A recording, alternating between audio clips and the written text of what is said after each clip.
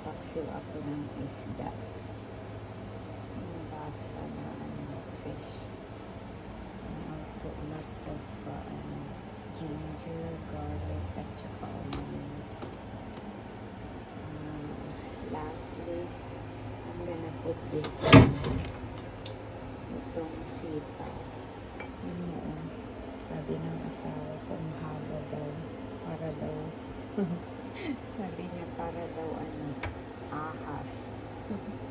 Like a snake, sabi niya ganun. Sorry. I've been away in my own country for 42 years. Pero ito pa rin ako. Hindi ko talaga yan makakalimutan kumain ng Filipino food. Papaksil ko yan. Tapos ito.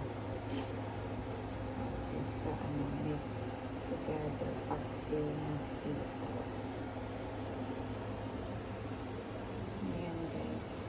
Papaksil ako ng isda. Basa na fish. I'll put lots of ginger, garlic, at saka onions. Lastly, I'm gonna put this itong sitaw. Sabi ng asawa ko, mahaba daw. Para daw, sabi niya, para daw ahas. Like a snake, sabi niya ganun. Sorry. I've been away in my own country for 42 years. Pero ito pa rin ako. Hindi ko talaga yan makakalimutan kumain ng Filipino food. Papaksil ko yan. Tapos ito.